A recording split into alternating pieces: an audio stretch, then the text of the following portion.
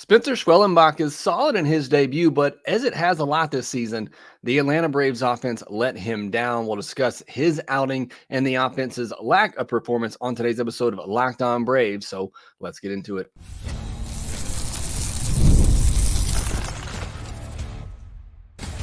You are Locked On Braves, your daily Atlanta Braves podcast, part of the Locked On Podcast Network, your team every day.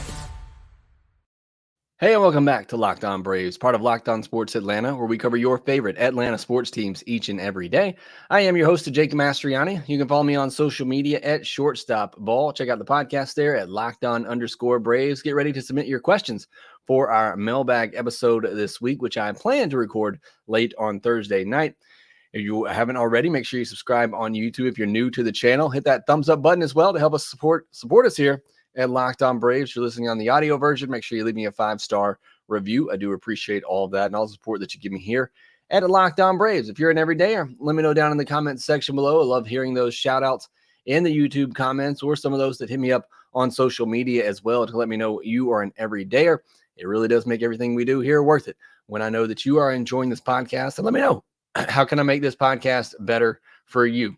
And by not having a scratchy voice, that's probably one thing I can do to make it better for you, but can't do anything about that right now. We press along as we're going to have to do with this Braves team right now, because it's not a fun watch. Again, I've held out hope. I've tried to be as optimistic as anyone, but this team's just not fun to watch right now, especially you take Acuna out of there, who I know he was struggling to begin with, but he's still somebody that I watched every at bat because you just never know when things were going to turn around for him. And now you don't have that in the lineup.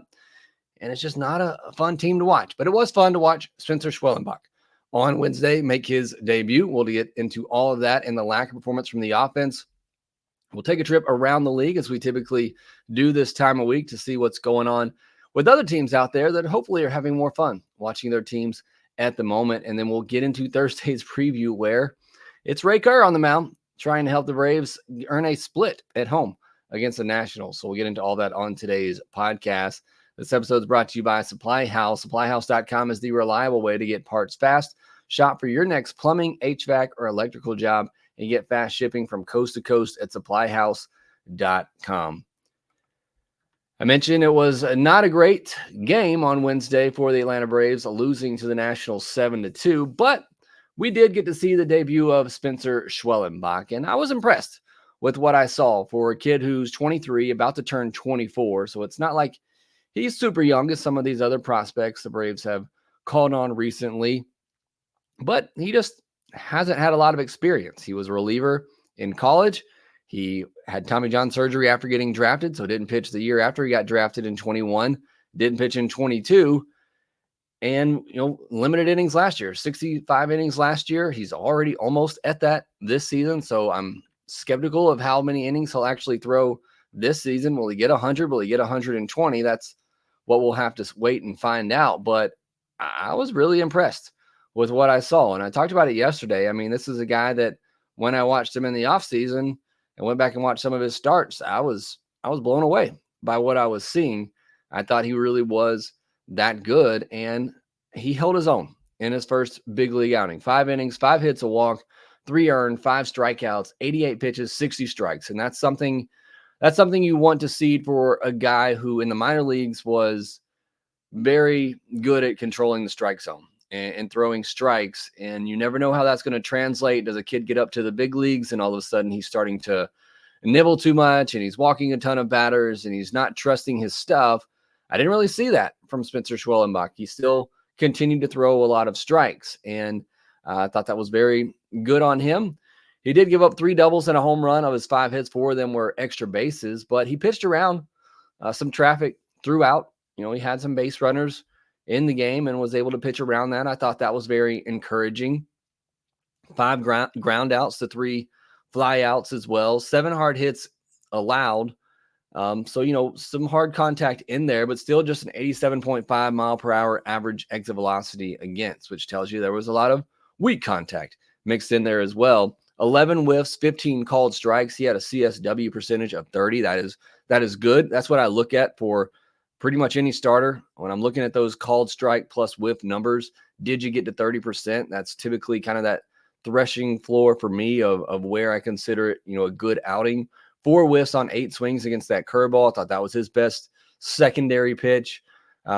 He also, had the slider. He mixed in a cutter. I didn't even know he had a cutter, but we saw him mix that in. I didn't think it was a great pitch for him necessarily, but just another look off of that fastball that averaged 96. He maxed out at 97.5, but he set 96. Now, that's something that we talk about a lot. You hear, I know Eno Saris, who talks a lot about this, is you get a little bit worrisome for pitchers who average fastball velocity is close to their max. You'd almost rather see that separation a little bit different. So maybe you sit 94, you work 94, 95, but then you pump it up to 97, 98 when you need it instead of going max effort the entire time. So, it was his first start. I'm sure he's a little amped up in there, and it's not a terrible thing, but that could be something that leads to more injuries down the road when it's just max effort every single time on every single fastball. So again, not anything I'm really concerned about, but something I just wanted to point out.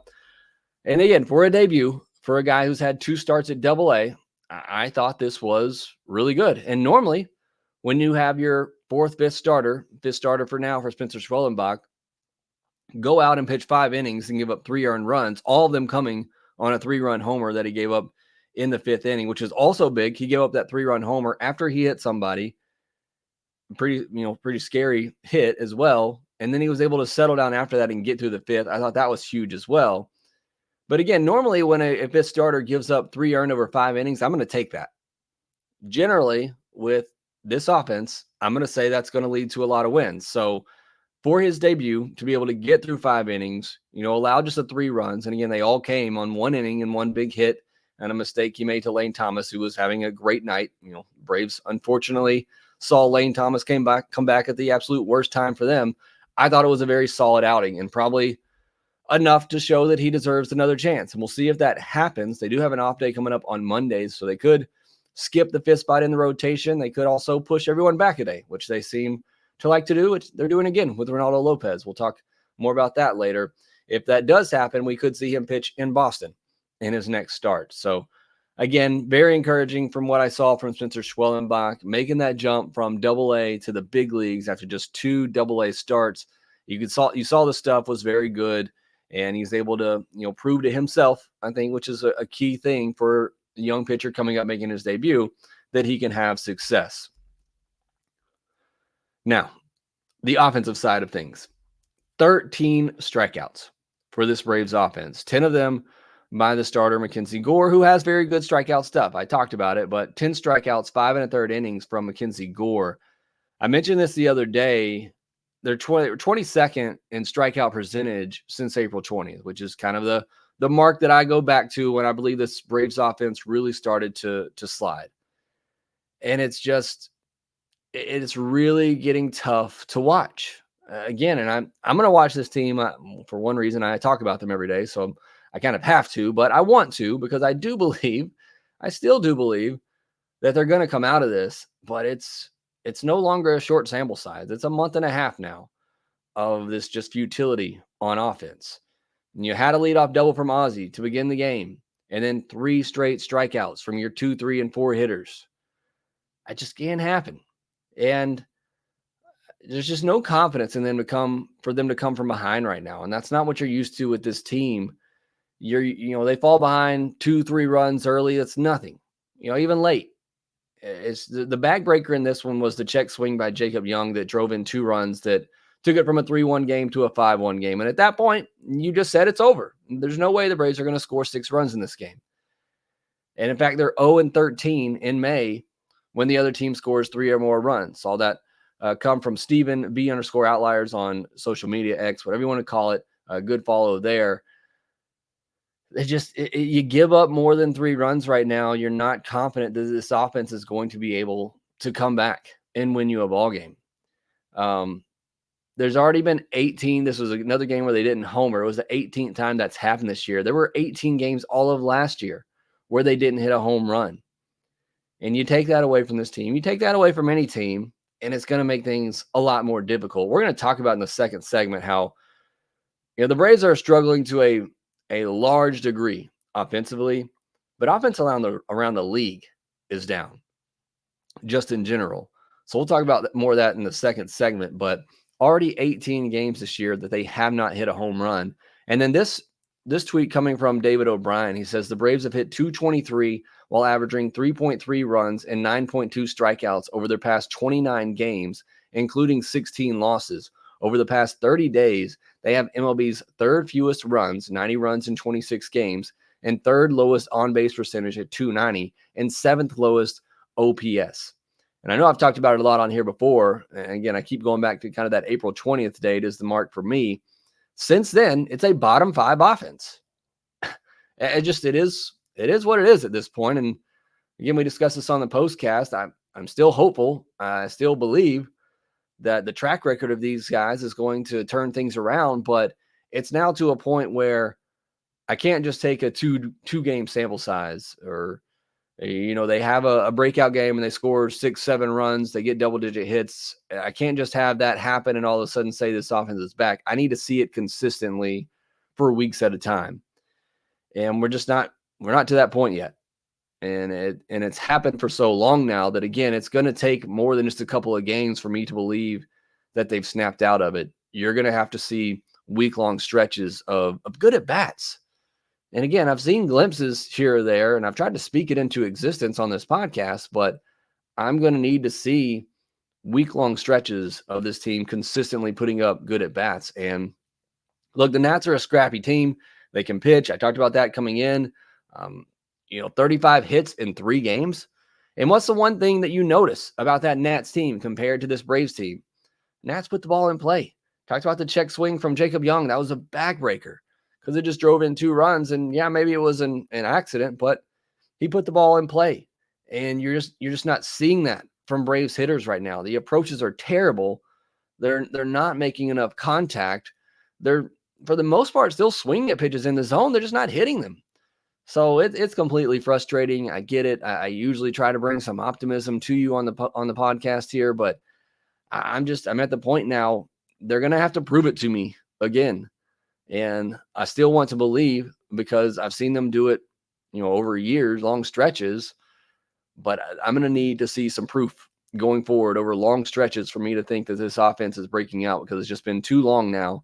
It's now, that 2-week stretch to begin the season is out of everybody's mind. You can no longer compare this to the 2023 team. It is different. But one thing is also true.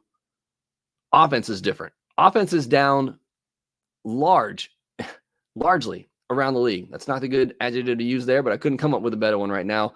But offense is down across the league. Braves are struggling with it almost as much as anyone, but we'll discuss that more in detail here next.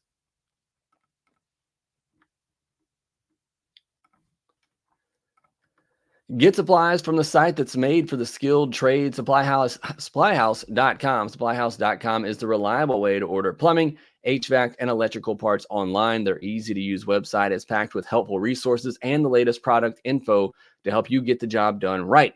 Shop a complete inventory of over 200,000 parts from over 400 top brands and get your order delivered right to your door with fast shipping from coast to coast. Need help with an order? Get expert support and industry-leading service from their friendliest folks in the business, and talk to a real person every time. Pros in the skilled trades can get a competitive edge by joining SupplyHouse.com's free Trade Master program. Every Trade Master gets access to a dedicated phone line, free shipping, and discounts on every order. Join the thousands of trade pros already benefiting from their free membership at SupplyHouse.com/TM and order plumbing, HVAC, and electrical supplies from anywhere with just a few clicks at SupplyHouse.com. You like having sports on your TV all day in the background while you work or do things around the house? Make the switch today to Locked On Sports Today, a free 24/7 sports streaming channel program for you every day. Again, you can catch it on YouTube or on the free Amazon Fire TV channels app, part of the Locked On Podcast Network, your team every day. Now, I am planning on Thursday night doing a live mailbag episode. It will probably come very late because we got the Braves game. Me and Grant will record a postcast, and then I'll likely do our mailbag episode. So if you want to stay up late on Thursday, I plan on recording a live mailbag episode very late, because Friday I am watching college baseball all day long. I'm so excited for the NCAA tournament. kind of need a little bit of a break from this Braves team. I'll obviously be keeping an eye on them as well, but I'm excited. NCAA college baseball tournament getting underway. We talked about some prospects to watch in that tournament earlier this week. So if you haven't listened to that, make sure you go back and do so that you can enjoy the NCAA tournament this week with me. All right, it is our Around the League segment this week. We'll start with the standings in Major League Baseball, where Yankees are a game and a half up on the Orioles. Yankees and Orioles, just going to be a really good race all year long right there. That AL East in particular is really good, but you look at the Blue Jays, they're 26-29. They're already 11 games out. The Rays 27-29. They're 10.5 games out. The Red Sox are 500 and they're 9.5 games out. Just a really tough division there in the AL East, and we'll talk about it. Maybe those Blue Jays could be sellers, and maybe the Braves could be buying what they're selling. We'll see as the season goes on. In the AL Central, the Guardians 37-19. They're 8-2 in their last 10 games, and they have a 2.5 game lead over the Royals, who are 35-22, and they're 7-3 in their last 10 games with a +81 run differential. That's the second best run differential behind the Yankees in the American League. In the AL West, the Mariners up 3.5 games on the Rangers. I was watching a lot of that Mariners-Astros series, as I thought that was a pretty interesting one, and the Mariners won them all. So they are taking care of business there in the AL West against the team that's been running that division for a while in the Astros. Speaking of teams who are taking care of a division that's been run by one team for a while, the Phillies are 6 games up on the Atlanta Braves. They are 6-4 in their last 10. They've kind of had some hiccups here lately, but still holding a pretty commanding lead over the Atlanta Braves in the NL East. In the NL Central, the Brewers 4.5 games up on the Cubbies, who they took down on a Wednesday night.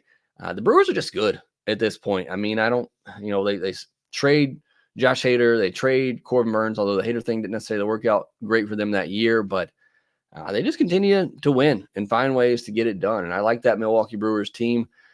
So they are 4.5 games up on the Cubs and the Cardinals at this point. In the NL West, the Dodgers just 6.5 games up now on the Giants and the Padres, who are both a game over 500 now. Dodgers are 5-5 in their last 10 games. They've been sliding a little bit. I think they had a little bit of a losing. I think they had lost 5 in a row, but now they've won 3 in a row. But they're still 36-22 on the year. There's 4 teams with 30 wins in the National League. The Phillies at 39, the Braves at 31, the Brewers at 32, and the Dodgers at 36. So those are your standings around the league right now. You look at some of the stat leaders from Major League Baseball at this point, as we're 2 months into the season right now, and Aaron Judge is your OPS leader at 1020, and he got off to a slow start, but he's now up to 17 home runs on the year. Ohtani is second at a 1010 OPS, and Ozuna is third at 993. So he is right up there among the leaders in all of baseball. I mentioned the 17 home runs by Aaron Judge. That's the second most in all of baseball. Gunnar Henderson is at tops at 18, along with Kyle Tucker, and Ozuna there with 16, along with J-Ram. So those are your home run leaders right now. Marcell Ozuna is now second in RBI, as J-Ram had a huge month of May for the Guardians. He is up to 56 RBI on the season. So he has had a huge month there as that Guardians team, like I said, off to an amazing start. Luis Arraez and Mookie Betts are the top in average at 332. Ohtani behind them at 330. Salvador Perez at 325. And Jerickson Profar at 323. Look at the pitching side of things. Your ERA leaders. We're going to talk about it. Offense down around the league. And with that, you're seeing some names up here in the ERA leaders you're just not used to seeing. Seth Lugo leads all of baseball among qualified starters with a 1.72 ERA. Seth Lugo. Ranger Suarez is second at 1.75. Shota Imanaga is third, even after his blow-up start on Wednesday, at 1.86. And Tanner Houck, 1.90. Reese Olson, 1.92. Luis Hill, 1.99. I get it. The Braves are struggling. Pitching is just dominating this season. Offense is down. You're seeing pitchers who you never would have thought of before just putting up huge numbers right now. I mean, Seth Lugo, nothing against him. I've had him on one of my fantasy teams all year, and it's been great. Reese Olson, Luis Hill, these are these are good pitchers. These are not sub 2 ERA pitchers, and it's early. Things are going to, work themselves out. Javier Assad, 2.17, John Gray, 2.21, Tyler Anderson, 2.47, Clark Schmidt, 2.52, Brady Singer, 2.63. You're just seeing so many pitchers with a sub 3 ERA right now that you just would not expect. Eric Fetty, 2.80, Austin Gomber, 2.76 with the Rockies. It's just pitching is out of control right now. You're just seeing way too many good pitching performances at the moment. Offense has just been completely down. We'll see if things are able to turn around as they typically do in the summer months. But even just comparing the first 2 months to this year to last year, it's just crazy. The type of pitching numbers that we're seeing. You look at WHIP, Ranger Suarez 0.82, Tarek Skubal 0.82, Chris Sale 0.85, Tyler Glasnow 0.91, Garrett Crochet 0.93. Now, some of those names, Skubal was a hot name coming into the year. Chris Sale's been there before, but I don't think anybody expected that. Tyler Glasnow, that wouldn't have surprised many people to see him, throwing that well. John Ryan 0.9. I mean, there's 13 guys, 13 starters with a WHIP under 1 right now. It is just, pitching is completely dominant at the moment around Major League Baseball. I feel like the Braves have seen a lot of these guys. That's no excuse. They have to be able to get it done. But again, pitching is just so overly dominant right now. Tyler Glasnow leads baseball with 95 strikeouts. Garrett Crochet, 85. Zach Wheeler, 85. Cole Rangens, 83. Dylan Cease, 82. Chris Sale is 10th with 78, even though pretty much everybody ahead of him has the same or more innings pitched. But he's been really, really dominant, obviously, for the Braves. There's so many starters who have a batting average against under 200. There's 12 starters with a batting average against under 200, led by Luis Hill of the Yankees at 135 batting average against. He's allowed just 29 hits and 63 in a third innings. He has been incredible for that Yankees team. So pitching is just completely dominant. Offense is down around Major League Baseball. You look at last year versus this year through the first 2 months. We're now 2 months into the season. Last year in 2023, these are the numbers for league-wide. 248 average. This year, 240. That is an 8-point difference. It may not seem like a lot, but when you're taking in the totality of the entire league, 8 points is a huge difference. So batting average is down 8 points from last year. 2023 on-base percentage through the first 2 months, 320. This year, it's 311. It's a 9-point difference in on-base percentage. Slugging in 2023 through the first 2 months, 409. This year, 387. Power is down league-wide. OPS last year in the first 2 months, 729. This year, 697. It's a 30-point difference from where it was last year. Now, this is interesting. Strikeout percentage last year through the first 2 months, 22.7%. This year, 22.4%. So it's not like you're seeing strikeouts up league-wide. We're seeing it with the Braves. It's definitely up. But it's not like you're seeing a lot more strikeouts. That means people are still putting the ball in play, just not getting rewarded for that. And this is obviously the key one, and this is why you're seeing it down. Home run to fly ball rate last year through the first 2 months of the season, 12.3%. This year, 10.8%. I don't know if it's the baseballs. I don't know if it's the pitching environment. I don't know. But offense is down league-wide. Now, that does not excuse the Braves for as bad as they've been. Everybody is dealing with the same conditions. There's no reason why this Braves team should be a bottom 5 offense over the last month and a half. But offense is down significantly league-wide through the first 2 months compared to last year. So I think that is something to keep in mind when we're looking at this struggling Braves offense. But again, you figure if it's down for everybody and everybody's dealing with the same conditions, whatever those conditions are, you would still think the Braves would be one of the better teams with the talent they have, and they just haven't been. But make no mistake, offense is down, and it's down significantly in 2024 from last season. Again, whatever the case may be, I'd love to hear your theories. I know the baseball changing, it seems to be something that people are just talking about now like it's a thing, like it just happened. And of course, Major League Baseball wouldn't say anything, but something is different. I mean, that is just too significant of a drop in offense for something not to have changed. One thing that's changing, Angel Hernandez is retiring. A lot of people rejoicing about that. People not rejoicing about the fact that Bill Walton passed away. Very sad news there. I know he's more of a basketball guy, but I felt like he was enough of a figure to mention here. Negro League stats are being added to the MLB database. So that is really cool. Now, when you look at that, you talk about, the greatest of all time, and you look at stats to be broken. Now the Negro League stats are included in that. The Mets are already talking about selling, specifically Pete Alonso. He got hit on the hand, but I think he's okay. Kodai Senga shut down again. So things just aren't looking good for the Mets. And then you had the Jorge Lopez situation, which I don't even know what happened there. But if you missed it, make sure you go back and check that out.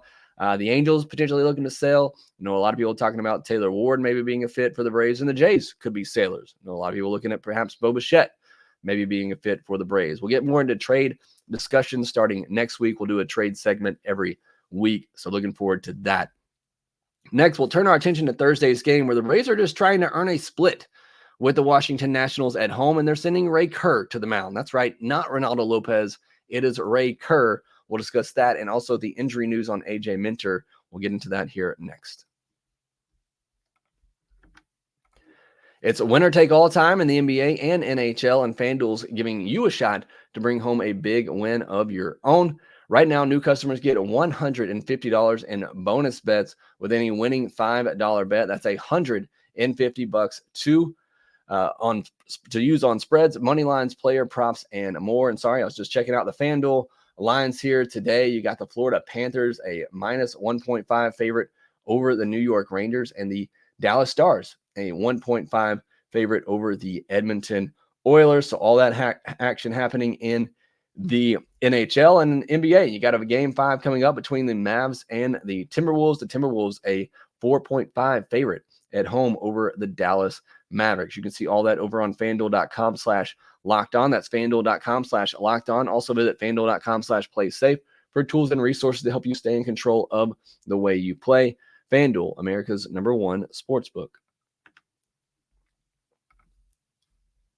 So a bit of a surprise and a change in the plan for the Braves on a Thursday. They had Ray Kerr in reserve in case Mr. Schwellenbach wasn't able to go deep into the game on a Wednesday. He was able to get through 5 innings. So now they're going to use Ray Kerr as a starter on Thursday and push Reynaldo López back today. Nothing wrong with Lopez, but they've been trying to keep him on an extra days of rest, normal rest all season long. So they'll continue to try and do that. I get it. I understand. You want to be very cautious with Reynaldo López, who's been very good for you. But man, I really don't want to lose a series to the Nationals. And now you're throwing Ray Kerr back out there. It feels like to the Wolves, essentially. And I don't know. I mean, I like the idea of trying to make Ray Kerr, a 5-inning starter, somebody that can get through a lineup a couple of times. The fastball, curveball combination that he has, and the splitter that he can mix in as well. I think it could be good enough to get through a lineup a couple of times. That fastball, though, has been hit pretty hard this year. 351 batting average against that fastball. The curveball's been really good, a 45% whiff rate. But again, just the more you see him, obviously going through a lineup a second or third time, teams are going to be able to get to him. It's just the optics on it aren't great. You're not playing well. You're in jeopardy of losing a series to the Nationals. You feel good with Lopez going out there that maybe you can avoid that and get a win. And the Braves push him back and throw Ray Kerr out there, who's essentially a glorified opener for the Atlanta Braves. And you're going up against a guy in Trevor Williams who has a 2.29 ERA, is 4-0 on the year, a 108 whip. I don't know. I get it. The Braves are looking long-term, and, maybe that's the problem. As we talked about coming into the season where the Braves were so postseason focused to the point where you almost feel like you weren't really worried about concern what's happening in the regular season. Your focus is just making sure you get guys healthy for the end of the season. If that happens and the Braves do well in the postseason, nobody's going to care about potentially losing a series to the Nationals. But it's just in the moment, it feels bad because you want to give your team the best shot to at least earn a split against the Nationals at home. And you don't feel like you're doing that when you all of a sudden tell Ray Kerr, okay, well, you're not going to pitch today. You're going to start tomorrow. And you push one of your better starters back a day. And almost just feel like the Braves don't care.